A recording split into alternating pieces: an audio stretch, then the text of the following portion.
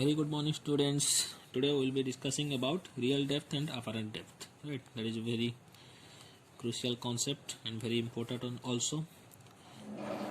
So I suggest you to carefully observe the video for conceptual clarity. Right, real depth and apparent depth. What happens in this case? When we place an object inside a denser medium, or we can say for example water, right? If we place an object inside water, what happens?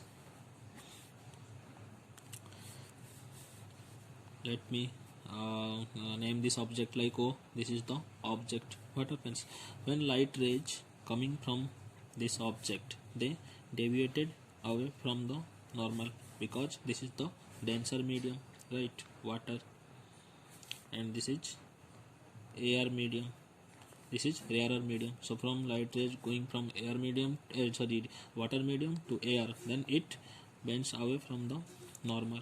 This is the angle of refraction, and this is called angle of incidence, right?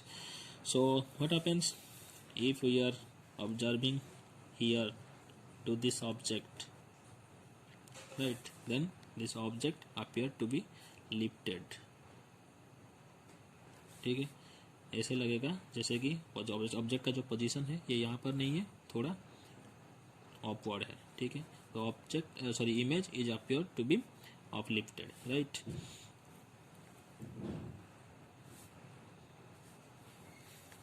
यहाँ पर आपका image formation होगा.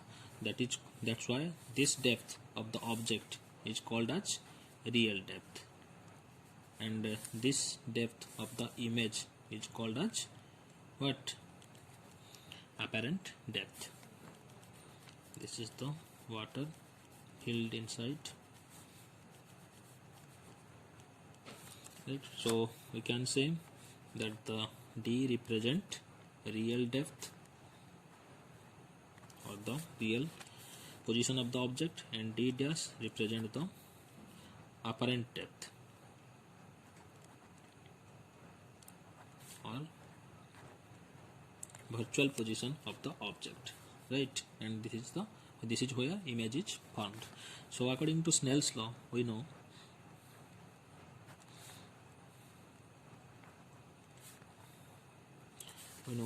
mu1 sin I equal to mu2 sin R, because light ray is moving from this direction to this direction. So we can say that mu1, this is the value of first medium, refractive index of first medium. Mu2 will be the refractive index of second medium. So mu1 of sin I into mu is equal to mu2 of sin R, right? This is according to the Snell's law. So what happens when the rays are paraxial? Rays are paraxial. Paraxial means this incident ray is incident at this angle, right? Incident angle is I. So if we move this or bend this incident ray likewise, then what happens? Angle of incidence gradually decreases. You can see here, अगर हम ये light रे को ऐसे ऐसे करके parallel to the axis हम बताने की कोशिश करें, then what happens? The angle of incidence decreases. With the decrease in angle of incidence, the angle of refraction also decreases, right? So we can say that when rays are parallel, angle I and R are very small. So we can say sin I will be equivalent to I, which in that case we can say that this will be equal to tan I, right? And again we can write that sin R, which will be equivalent to R, or we can say that tan R. ये कैसे हुआ? Because we know that limit theta tends to 0. When theta tends to 0 है, then the sin का value, sin theta का value क्या हो जाता है? It is equivalent to tan theta, or which will be equal to theta, right?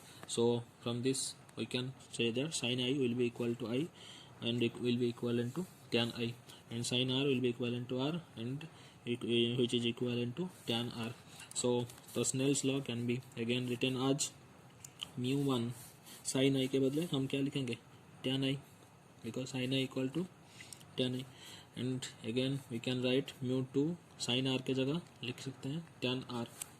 Right, now we have to find out the value of tan I and tan R. So tan I, अगर देखो these two are parallel rays and this ray is intersecting two parallel rays, so this angle will be equal to this angle. So if this is I, then this will also I. यहाँ पर naming कर लेते हैं O A, ये कर लेते हैं B, ठीक है. If this distance is x from triangle ABO, we can write sin I, tan I will be equal to P by B, right, x by D, P by B. This is the perpendicular, this is the base, right. P का value AB, ये OB is the base, right. So this will be x by D. Tan I will be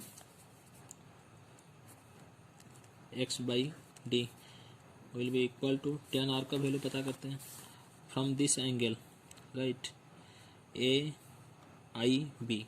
From this angle we can write that if the value is here is R, then this will be also R, because these two are parallel rays and this is the intersecting ray. So this angle will be equal to this angle, right. So we can say that from angle AIB, tan R will be equal to P by B. P is x and B will be D dash, right. P by B for tan R. So we can write tan R will be equal to x by D dash, where D is the real depth and D dash is the apparent depth. So we can say mu1 by mu2 will be equal to D by D dash. So this is the expression for finding out the this is the expression of real depth and apparent depth with respect to the refractive index of two media, right. Here D and D dash are measured from surface. You have to remember always that the D and D dash are measured from the surface, ठीक है. ये surface क्या है, यहाँ पर है, यहाँ से मेजर होता है, ठीक है. डी आई से मेजर नहीं होता, ठीक है. आप कहाँ से देख रहे हो, इससे मेजर नहीं होता. ये real depth and apparent depth are measured from surface, right. So let's have a do a question about it. So here is the question for you. This setup has been given that this is the water surface. Inside the water, fish is swimming here, and above the water surface at some height, bird is flying, right. So first question is find apparent height of the bird, right. मतलब ये fish जो नीचे है, what will be the उसके लिए bird का height कितना होगा, अपरेंट हाइट कितना होगा, मतलब बर्ड सरफेस से कितना दूर होगा according to this fish, right. तो कैलकुलेट करते हैं. From the formula we have told that mu1 by mu2 is equal to real depth by apparent depth, right. यहाँ पर आपको हमेशा याद रखना है mu1 क्या होगा, जहाँ से लाइट आ रहा होगा, एंड mu2 विल बी जहाँ तक लाइट जा रहा है, ठीक है. यहाँ पर पूछा क्या गया है, हाइट ऑफ बर्ड देख कौन रहा है, फिश बर्ड को देख रहा है, ठीक है. तो लाइट रे कहाँ से आएगा, बर्ड से आएगा फिश तक, ठीक है. बर्ड से आएगा कहाँ तक, फिश तक. तो आ कहाँ रहा है, बर्ड से आ रहा है. So the mu1 will be this air का हम पुट करेंगे, ठीक है. mu1 of air is 1. जा कहाँ रहा है, फिश के आँख तक जा रहा है. तो mu2 will be the refractive index of water, which will be equal to 4/3, right. now the real depth of real height, ठीक है. यहाँ पर डेप्थ तो नहीं है, यहाँ हाइट है. रियल हाइट वर्ड का कितना है 36, राइट. अपरेंट डेप्थ आपको निकालना है, मतलब अपरेंट हाइट आपको निकालना है. So D dash will be equal to 36 into 4/3. तो ये आपका आ जाएगा 48 सेंटीमीटर, ठीक है. सो जो apparent height of the bird that is 48 centimetre from the surface, ठीक है. ये आप देख सकते हो कि ये जो अपरेंट हाइट होगा वो हमेशा सरफेस से मेजर किया जाता है, ठीक है। तो यहाँ से 48 सेंटीमीटर मतलब बार्ड यहाँ पर दिखेगा, ठीक है, इससे ऊपर दिखेगा 48 सेंटीमीटर। ये था रियल डेप्थ हाइट, ये हो गया आपका अपरेंट हाइट, ठीक है। Apparent height is from the measure from the surface, ठीक है। तो at what distance will the bird appear to fish, तो ये बता रहा है कि फिश को कितना दूर पर लगेगा कि बाढ़ है, ठीक है। फिश से कितना दूर पर बाढ़ है, दिस प्लस दिस, फिश का real depth with the apparent depth of bird, ठीक है। तो फिश से कितना दूर पर दिखेगा ये बाढ़, तो will just add 48 centimetre with 36 centimetre. So option B का आंसर क्या होगा, distance of bird appear to the fish will be equal to how much, 48 plus 36 which will be equal to 84 centimetre, ठीक है। ये आपको ध्यान में रखना है कि आपको सिर्फ अपरेंट हाइट या अपरेंट डेप्थ पूछा गया है या फिर फिश से with respect to fish what is the distance of bird पूछा गया है, ठीक है। अगर distance of bird with respect to fish पूछा गया है then you have to add the apparent height with the depth of the fish, right. So that we can say that the apparent जो फिश को लगेगा कि ये 84 centimetre पर बाढ़ उड़ रहा है, ठीक है। For the option C find apparent depth of the fish, now you have to find out the apparent depth of fish, ठीक है। फिश का डेप्थ पूछा है, ठीक है, यहाँ पर बर्ड का डेप्थ पूछा था, तो फिश का डेप्थ पूछा है मतलब light ray is going from fish towards bird, ठीक है। तो इसका μ1 क्या हो जाएगा, फॉर्मूला वही है, μ1 by μ2 will be equal to D by D dash real depth by apparent depth.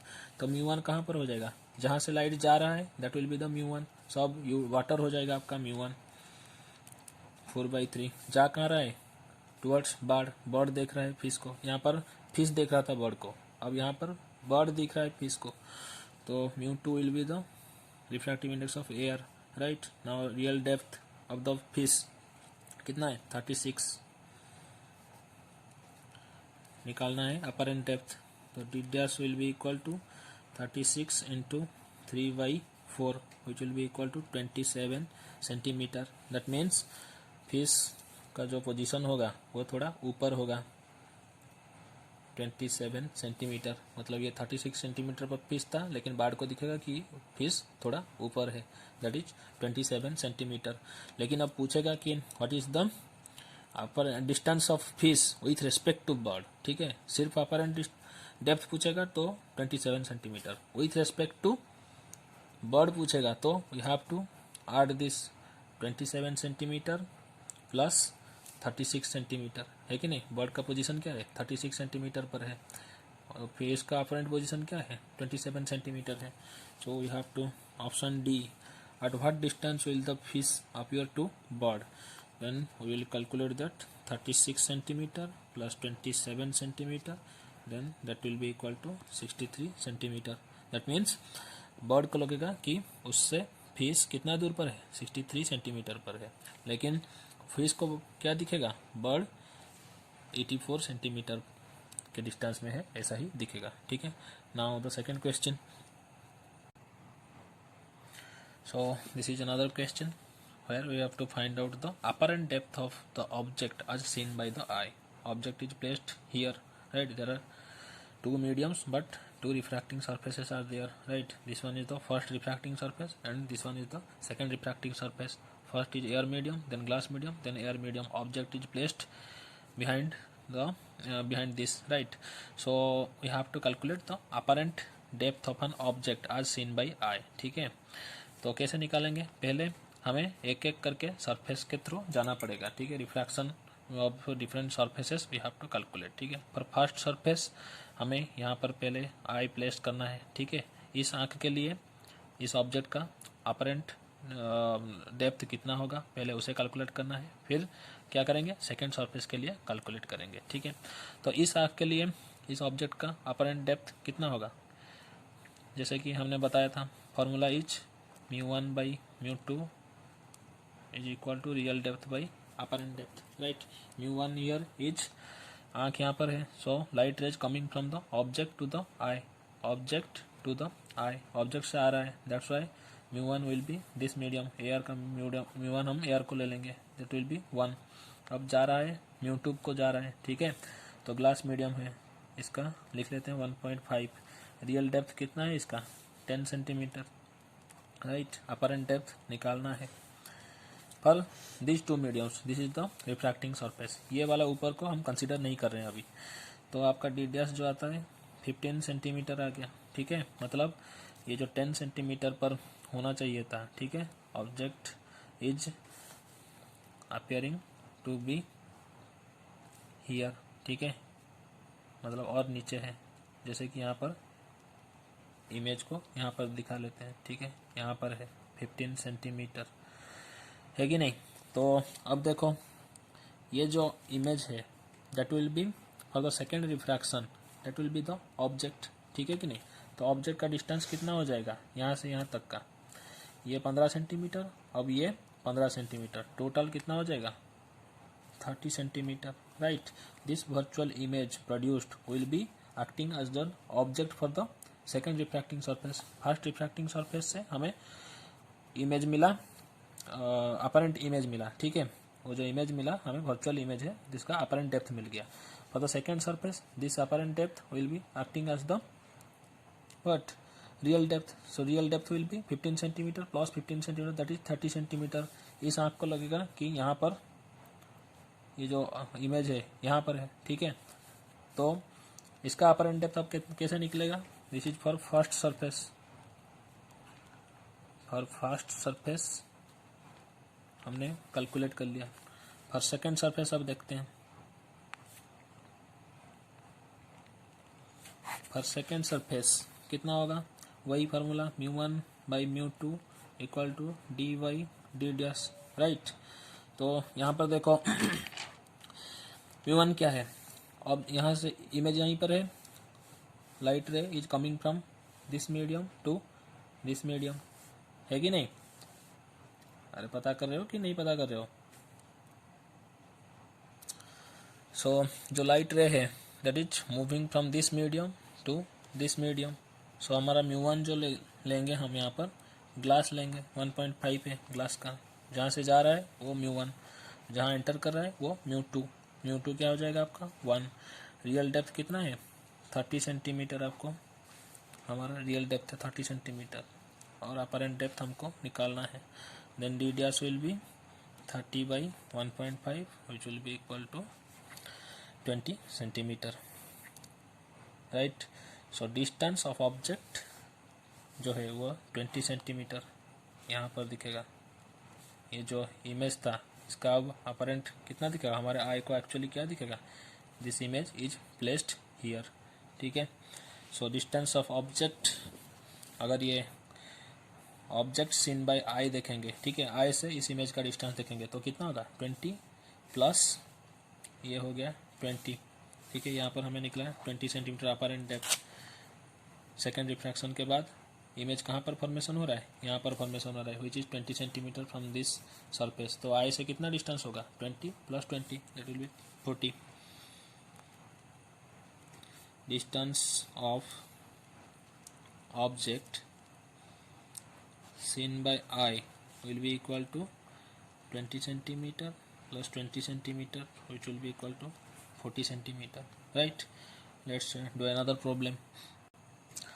So this is the question, find the distance between two images of a fish. This is the setup, a water surface is there, a plane mirror, this is a plane mirror which is placed at the base,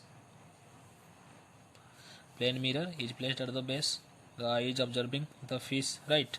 So let's draw a bigger diagram so that this is the plane mirror, right. The position of the object, the fish is 24 centimetre, ठीक है, और जो distance between mirror and the fish is 12 centimetre, right. So here is the I, this is air medium, mu is 1, water medium, mu is 4/3, right? So क्या बनता है यहाँ पर, we actually see two types of images will be formed. First image will be formed by the refraction and another image will be formed due to the plane mirror placed at the base of the setup, right? So first देखेंगे without reflection, ठीक है? तो refraction की वजह से जो image formation हो रहा है उसे पहले देखेंगे। क्या होगा मालूम है हमें, formula μ1/μ2 is equal to real depth by apparent depth, right? आंख देख रहा है तो लाइट रे कहाँ से जा रहा है, यहाँ से जा रहा है, तो μ1 will be for water 4/3, μ2 will be for air, right? The real depth कितना दिया हुआ है 24 सेंटीमीटर, अपरेंट डेप्थ आपको निकालना है, so D dash will be equal to 24 into 3/4 which will be equal to 18 centimeter. So first image which is through the refraction will be taken plus at the place of 18 centimeter, right? So image जो आपका मिलेगा यहाँ पर that is at 18 centimetre, right? लेकिन आपको यहाँ भी देखना पड़ेगा कि with reflection एक another image we are getting with reflection, right? So reflection अगर यहाँ पर एक प्लेन मिरर है, ठीक है, तो यहाँ पर जो इमेज फॉर्मेशन होगा in case of a plane mirror, right, वो कितना डिस्टेंस में होगा, image distance is always equal to object distance in case of plane mirror. तो मछली अगर प्लेन मिरर से 12 सेंटीमीटर के डिस्टेंस पर है तो इसका जो इमेज फॉर्मेशन होगा that will B also eight 12 centimetre, है कि नहीं? वो इमेज फॉर्मेशन जो होगा वर्चुअल इमेज होगा, बिहाइंड द मिरर फॉर्मेशन होगा। This is the water because here is also water, right? तो आंख के लिए इसका डिस्टेंस कितना है, जो इमेज रिफ्लेक्शन में जो इमेज आ रहा है उसका डिस्टेंस कितना है, total distance 24 + 12 + 12 centimetre that is 48 centimetre. तो रियल डेप्थ हो गया, real depth is always measured from the water surface, 48 centimetre is the real depth for the image in the reflection, ठीक है? Now what will be the apparent depth of this image, मतलब ये जो इसका image आया that will B object now for this water surface. सो इस object का apparent depth कितना है हम निकालेंगे। Now we know that μ1/μ2 equal to d/d dash, μ1 मतलब जहाँ से लाइट जा रहा है, कहाँ से लाइट जा रहा है, हियर 4/3 वाटर से जा रहा है, so μ1 will be 4/3, μ2 will be towards the air जा रहा है, so μ2 will be 1। Real depth कितना है 48 सेंटीमीटर है, अपरेंट डेप्थ आपको निकालना है, तो D dash will be equal to 48 into 3/4 which will be equal to 36 centimetre. 36 centimetre apparent depth मतलब वाटर सरफेस से मेजर होता है, तो 36 सेंटीमीटर मतलब यहीं कहीं इस ऑब्जेक्ट का इमेज जो होगा कहाँ पर दिखाई पड़ेगा, यहीं पर दिखाई देगा, ठीक है, 36 सेंटीमीटर पर। अब पूछा क्या है, find the distance between the images of fish, ठीक है? पहला इमेज कहाँ पर बना था एट 18 सेंटीमीटर, दूसरा इमेज कहाँ पर बना 36 centimetre, so distance between them is 36 centimetre minus 18 centimetre which will be equal to 18 centimetre. ये जो दोनों इमेज बना है, first image of this fish, this image is of this fish, ठीक है? तो ये जो दो इमेज बने इनका डिस्टेंस कितना है 18 centimetre. We discussed in the traditional way how to find out the apparent position of image of fish and bird problem, right? So now we will find a shortcut, or we can say that alternate way to solve the bird fish problem.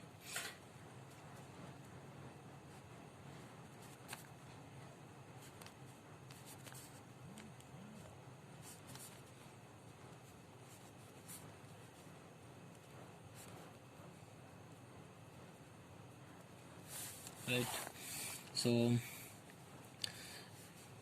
here is the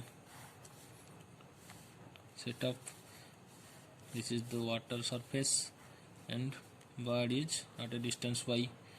Here bird is flying at distance y. This is the refractive index of the medium in which bird is flying. This is the fish which is swimming inside the water at a distance of x from the surface, and this is the refractive index of the medium of fish, right? So how to calculate apparent position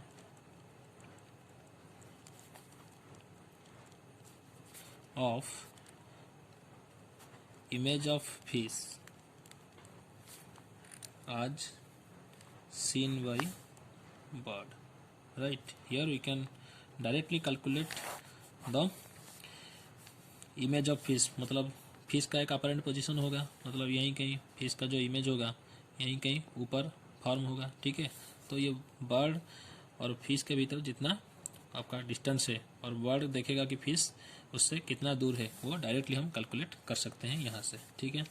तो apparent position calculate करने के लिए we have to follow a formula which is x object with respect to observer equal to mu of observer into summation of x by mu, right? So यहाँ पर हम देखेंगे कि आपका जो x object with respect to observer, right? So we can write for this setup, this is if we find x of fish, right, apparent position of fish with respect to bird, then we have to mu observer, यहाँ पर observer कौन है, bird. Calculate किया किसका apparent position calculate किया जा रहा है, फिश का, with respect to bird, means bird is the observer, so we can write mu of observer means mu of bird, right, mu of bird in which the bird is flying, in which medium the bird is flying, right? So we can write summation of x by mu। तो यहाँ पर कितना कितना distance पर कौन कौन है, bird का डिस्टेंस सरफेस से y है और उसका corresponding refractive index mu B, फिर x फिश का कितना है x corresponding refractive index mu F, that will be the formula, right. अगर हम वो बोलें कि x of bird with respect to fish, then observer here is fish, so mu of fish will be here, ठीक है। जो भी observer होगा उसका करस्पॉन्डिंग रिफ्रैक्टिव इंडेक्स आपको लगेगा, तो दिस विल बी सेम, ये सेम रहेगा क्योंकि ये जो summation x by mu will be applied to both. तो म्यू फिश का distance by its refractive index, corresponding refractive index, फिर बर्ड का distance with its corresponding refractive index. So these two will be the formula. You can directly put this formula and find out the answer. So let's do a question. So here is the question and this is the setup. Find apparent position of fish as seen by bird. Fish is at a distance of 16 cm from the water surface and bird is at distance of 12 cm from the water surface.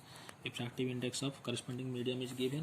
So first of all, find apparent position of fish as seen by bird. As seen by bird, right? So apparent position of fish with respect to bird.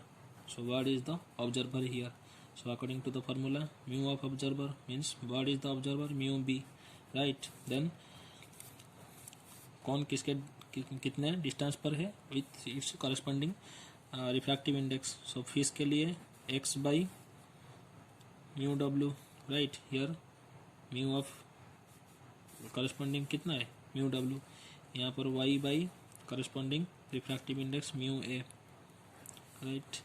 तो ये जो mu of b मतलब क्या है, mu of bird, mu कहाँ पर है mu A, तो इसका यहाँ पर b ना लिख के करस्पॉन्डिंग लिखते हैं रिफ्रैक्टिव इंडेक्स, ठीक है। बर्ड एयर मीडियम में है, that's Y mu of air, तो उसका वैल्यू पुट करते हैं। x के लिए 16, म्यू ऑफ वाटर 4/3, y के लिए 12, फिर किस मीडियम में है, एयर मीडियम में है, तो बस put the formula and get the answer, that will B 12 plus 12, 24 centimeter, right? Now if we have to calculate x bird with respect to face, then what happens? The formula will be like this: apparent depth of or apparent height of bird with respect to face, then observer is the face, so corresponding refractive index of fish will be mu of water, ये water में है fish, तो वही x by mu of water distance of fish with respect to corresponding refractive index of water, y of distance और है कहाँ पर, air में है, so mu by w of water का रिफ्रैक्टिव इंडेक्स 4/3, राइट? ये हो गया आपका 12/4/3, राइट? सॉरी 16 सेंटीमीटर पर है ये, 16/4/3, ये हो गया आपका 12/1, राइट? तो ये कितना हो गया आपका 12 + 12 which will be equal to 4/3 into 24, 32 centimetre, right? तो फिश का जो डिस्टेंस होगा, बाढ़ को फिश दिखेगा कहाँ पर, 24 सेंटीमीटर पर दिखेगा, ठीक है? एंड फिश को दिखेगा कहाँ पर बाढ़, फिश दिखेगा कि बाढ़ 32 सेंटीमीटर पर है उससे, लेकिन बर्ड दिखेगा फिश को 24 सेंटीमीटर के डिस्टेंस पे, ठीक है? तो another question, so this is the question, find apparent depth of fish with respect to bird. Here three mediums has been provided here, ठीक है? In the last previous problem we have already discussed how to solve this problem. पहले हम कहाँ पर, यहाँ से पहले आई को प्लेस कर रहे थे, फिर इसका एक इमेज बना रहे थे, अपरेंट इमेज इसका बनेगा, तो उसका डिस्टेंस यहाँ पर कैलकुलेट करके फिर यहाँ पर आई प्लेस कर रहे थे, है कि नहीं? आई को यहाँ पर प्लेस कर रहे थे, फिर उसका अपरेंट डेप्थ निकाल रहे थे दूसरा इमेज का, ठीक है? दैट वाज टू लेंथी, तो यहाँ से हम डायरेक्टली निकाल सकते हैं कि apparent depth of fish with respect to bird. तो क्या करेंगे, apparent fish with respect to bird, right? तो देख कौन रहा है, bird, bird is the observer, so mu of bird means mu of A, bird is in the air medium, right? Now आज 10/1, right, plus 12/4/3, distance by corresponding refractive index, distance by corresponding refractive index. अगर आप एक चौथा medium भी होता तो ऐसे ही आप ऐड करते जाना, ठीक है? 25/5/4, राइट? सो ये हो गया आपका μ1, ये आ गया 10, 3 × 9, 5 × 4 = 20, राइट? So 39 centimetre is your answer. अगर यहाँ पर बोलेगा कि find apparent depth of bird with respect to fish, then that also we can calculate bird with respect to fish. यहाँ पर फिश क्या हो रहा है, ऑब्जर्व हो रहा है, ऑब्जर्वर हो रहा है, ठीक है? तो fish observer means mu of oil यहाँ पर पड़ेगा, right? And this will be the same, so you can directly write 39, right? Mu of oil कितना आपका है, 5/4 given here into 39 will be equal to 195/4 which will be equal to 48.75 centimetre. मतलब fish दिखेगा कि बाढ़ उससे 48.75 सेंटीमीटर डिस्टेंस में है, लेकिन बाढ़ दिखेगा फीस उससे 39 सेंटीमीटर डिस्टेंस पर है, ठीक है? Now will calculate how to find out the relative motion in bird fish problem. अगर ये बर्ड, यहाँ पर क्या हम इमेजिन कर रहे हैं कि the bird and fish are fixed at a point, ठीक है? ये मूव नहीं कर रहे हैं, उनका वेलोसिटी नहीं है कुछ, लेकिन अब देखेंगे कि अगर ये मूव करेंगे, ये ऊपर जाएगा या नीचे जाएगा, या फिर ये नीचे आएगा या ऊपर जाएगा, अगर उनका मूवमेंट होता है, then what will be the relative motion in bird fish problem. The relative motion in bird fish problem,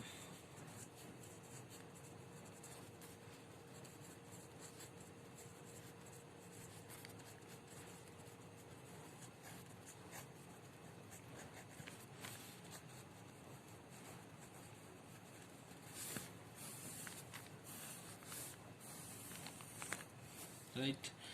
So if the velocity of bird will be vb, right, and the velocity of fish will be represented as vf, then how to find out the relative velocity of fish with respect to bird, right? तो ऐसे हो सकता है आपका, this is the water surface, here is the fish at a distance x, right, and this is the bird which is above the water surface at a distance of y, right, and this is the refractive index of medium where bird is flying, and this is the refractive index of medium where the fish is swimming, right? So if the movement of fish will be in two direction, that might be in this direction or that might be in this direction. For upper direction we take vf, मतलब vf velocity fish ऊपर जा सकता है या फिर नीचे भी आ सकता है। ऐसे ही हम ये भी बोल सकते हैं कि बर्ड जो है वो ऊपर फ्लाई कर सकता है और नीचे भी फ्लाई कर सकता है, ठीक है। तो देखते हैं एक्सप्रेशन क्या होगा। जैसे इसके पहले हम डिस्कस कर रहे थे एक्स ऑफ बर्ड मतलब position of fish with respect to bird equal to refractive index of a corresponding medium which in which bird is present by to x by mu f plus y by mu b, right? X by mu f, y by mu b, distance by refractive index, distance by refractive index, right? So ये है आपका क्या distance है, ठीक है। तो velocity अगर निकालना पड़ेगा रिलेटिव वेलोसिटी में, तो वेलोसिटी निकालना पड़ेगा। तो वेलोसिटी कैसे निकालते हैं हम, डिफरेंशिएट अगर कर दें ये वाले टर्म को with respect to time, right, we know that dx by dt is our velocity, है कि नहीं। तो अगर हम ये जो X fish of bird LHS को डिफरेंशिएट करें, फिर राइट साइड RHS को भी डिफरेंशिएट कर दे with respect to time, then what will get, differentiating both sides will get v, dx by dt will be v of fish with respect to bird, mu b constant है, right, bird है observer, that's why this is corresponding refractive index mu B. ये हो गया आपका x by t dx by dt v b mu B, ये क्या है, sorry y जो है वो बर्ड का है तो उसका V B by mu B है, इसका D X by D T will be V of fish by mu of fish, right. So here we have to remember that, हाँ ये है क्या fish with respect to bird. अगर velocity of bird with respect to fish निकालें then what happens, here mu F appears, ये उतना ही रहेगा, right, सिर्फ रिफ्रैक्टिव इंडेक्स चेंज होता है यहाँ पर, दोनों एक्सप्रेशन में यही डिफरेंस है। यहाँ पर ऑब्जर्वर बर्ड है, यहाँ पर ऑब्जर्वर फिश है, जो ऑब्जर्वर होगा उसी के हिसाब से रिफ्रैक्टिव इंडेक्स आप चूज करोगे, ठीक है। So here we have to use sign convention, ठीक है। साइन कन्वेंशन इज इम्पोर्टेंट क्योंकि ये जो डायरेक्शन है ये जो फिश का मूवमेंट है वो ऊपर जा सकता है या फिर नीचे भी आ सकता है। In this case the bird can move upward और डाउनवर्ड, राइट, मतलब टुवर्ड्स द वाटर सरफेस और away from the water surface, ये टुवर्ड्स वाटर सरफेस और away from the water surface. So towards जब वाटर सरफेस आता है तो ये भी बी को हम नेगेटिव लेते हैं, ठीक है, ये साइन कन्वेंशन है। जब ये फिश वाटर सरफेस के नियर आता है तो भी हम इसे नेगेटिव लेते हैं, ठीक है। जब अवे जाता है तो हम इसे क्या लेते हैं, पॉजिटिव लेते हैं। इन दिस केस जब ये भी अवे गया, ठीक है, ऊपर चला गया away from the water surface, then we take it as positive, right, ये आपको याद में रखना है। तो यहाँ पर अगर वर्ड नीचे आ रहा होगा towards the water surface then we take V B as negative, right. So आप एक प्रॉब्लम कीजिए फिर आपका ये कॉन्सेप्ट क्लियर हो जाएगा।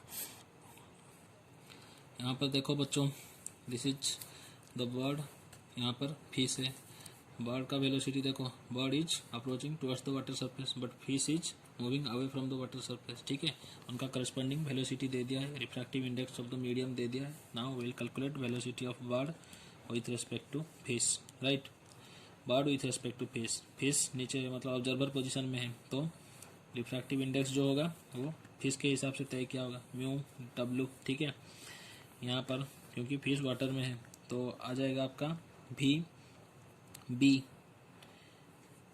बाई म्यू बी प्लस भी F by mu F. Right, तो ये जो म्यू बी है कौन सा मीडियम है, एयर मीडियम है, तो यहाँ पर हम इसे एयर लिख सकते हैं। ठीक है, ये जो म्यू एफ है, राइट, ये फिश कहाँ पर है, वाटर मीडियम में है, तो इसे हम म्यू वाटर लिख सकते हैं। ठीक है, तो देखो अब वैल्यू पुट करना है। म्यू ऑफ वाटर का वैल्यू आपको दे दिया गया है 4/3। वेलोसिटी ऑफ बी मैंने पहले से ही बताया आपको, साइन कन्वेंशन यूज करना है। ये जो वेलोसिटी नीचे आ रहा है towards water surface means velocity will be negative, so 3 will be, यहाँ पर -3 लिखेंगे। ठीक है, आपका रिफ्रैक्टिव इंडेक्स ऑफ एयर 1 है।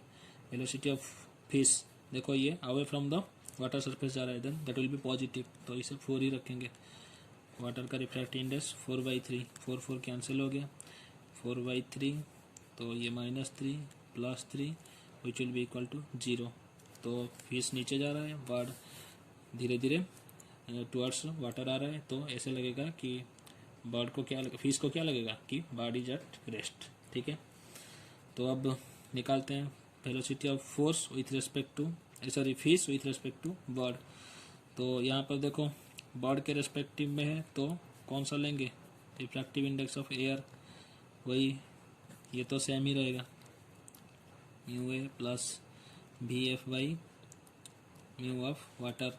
नाउ वैल्यू पुट करते वक्त साइन कन्वेंशन यूज करना है। ठीक है, म्यू ऑफ एयर 1 है, वेलोसिटी का साइन कन्वेंशन लेंगे तो वही -3, क्योंकि नीचे आ रहा है टुवर्ड्स वाटर सरफेस, ये नीचे जा रहा है और away from the water surface 4/3, 4 cancel out each other and this becomes 1 -3 + 3 which will be 0।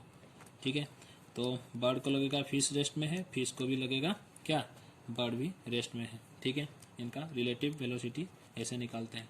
Another question is there, let's do that. Here is another question for you.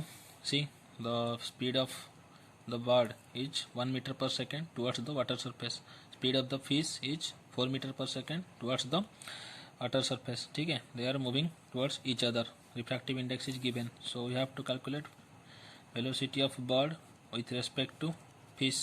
right, so यहाँ पर क्या है, fish ऑब्जर्वर है, तो mu of fish मतलब यहाँ पर mu of fish, फिर velocity of bird by mu of bird plus velocity of fish by corresponding mu. Right, तो ये म्यू ऑफ फिश कितना दिया है, वाटर है, तो 4/3। Velocity of bird 1 metre per second, नीचे आ रहा है टुवर्ड्स वाटर सरफेस, तो माइनस। ठीक है, वेलोसिटी ऑफ फिश ये भी towards water surface, then it will be of -4। ये क्या होगा, म्यू ऑफ फिश 4/3। राइट, तो कितना आता है ये, -1, 4 कैंसिल इच अदर, -3। राइट, तो ये आ गया आपका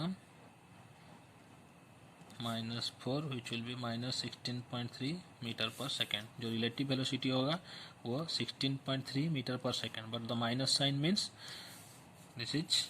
these are approaching each other। ठीक है, towards the water surface, that's why the minus sign comes up। right, here the negative sign indicates that bird is moving towards water surface, bird is moving towards water surface। तो अब देखेंगे कि bird को कैसे दिखेगा, fish का velocity कितना होगा, बर्ड के रेस्पेक्ट में क्या होगा, म्यू ऑफ बी, ये बीच वाला तो हमेशा सेम रहता है, भी of F by mu of F. Right, mu of bird देखो यहाँ पर म्यू कितना है, एयर मीडियम है 1, velocity of bird is -1/1, again that is -4/3। Right, तो ये आ गया आपका 1 -1 -3, तो हो गया कितना, -4 मीटर पर सेकेंड। तो बर्ड को क्या दिखेगा, fish is moving in a velocity of -4 metre per second. Minus indicate क्या कर रहा है कि fish is moving towards the water surface, right. So the problems has to be done like this. These are the very basic concept and very interesting also. This is the short formula to how to calculate the relative velocity, and also I have given you the formula how to find out the relative positions, right. So now some additional information I want to give. This is the content builder for you.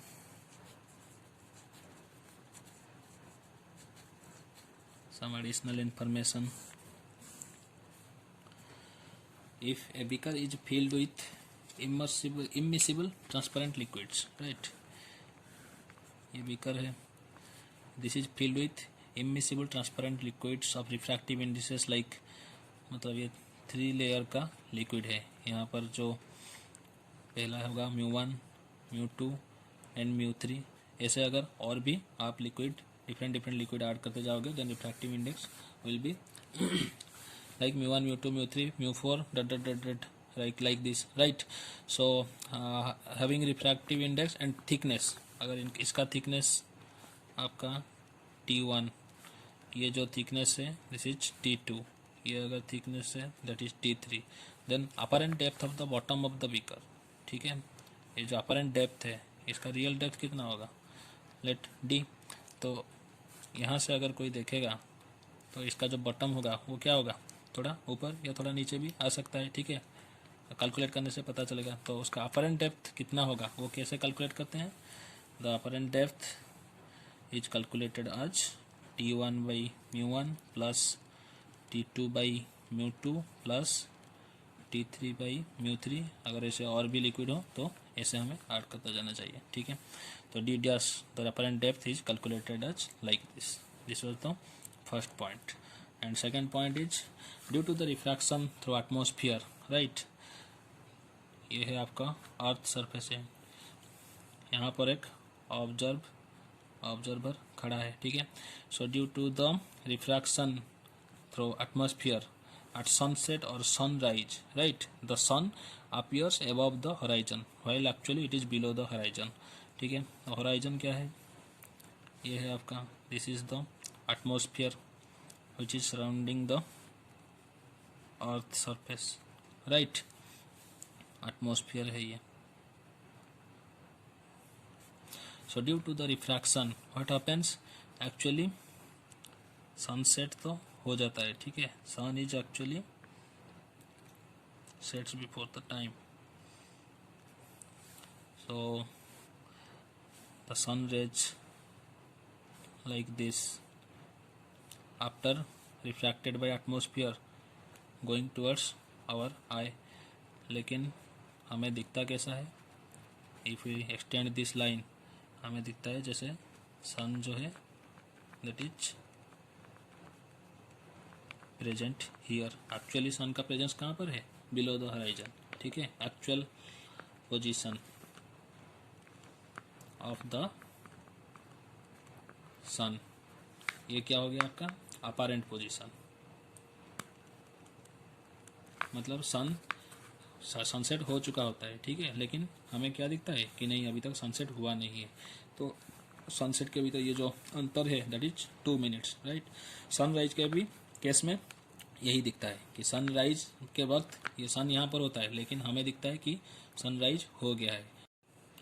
So sunrise के वक्त हमें क्या दिखता है, 2 minutes before actual sunrise हम sunrise देख लेते हैं। एंड सेट्स के भी अगर सनसेट की बात करें तो sunset actually happens in case of 2 minutes later, right. Actual sunset 2 minutes पहले हो जाता है, लेकिन हमारा जो सनसेट है due to the refraction, the effect of refraction by the atmosphere, हमें क्या मिलता है 2 मिनट्स के बाद आपका सनसेट आता है, ठीक है। तो टोटल ड्यूरेशन आपका डे में कितना बढ़ जाता है, 2 minutes in case of sunrise and 2 minutes in case of sunset. So total 4 minute आपका डे का ड्यूरेशन जो है 4 मिनट ज़्यादा आता है, ठीक है। बट अगर रिफ्रैक्शन नहीं होता तो 4 मिनट पहले ही आपका दिन खत्म हो जाएगा, हो गया होता, ठीक है। लेकिन due to the atmospheric refraction we get a 4 minute longer day, right।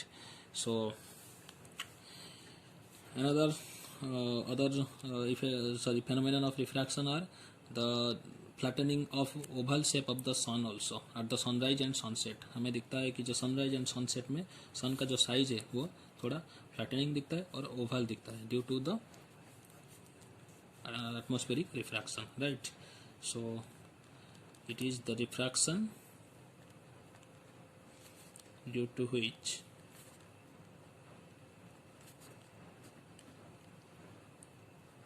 apparent flattening, or we can say that oval shape of the sun at sunrise, in case of sunrise and sunset, is seen, right? And due to the refraction also, stars, due to refraction stars appear twinkling, okay? Twinkling of stars is due to the refraction, right? Twinkling. And rivers also appears shallow,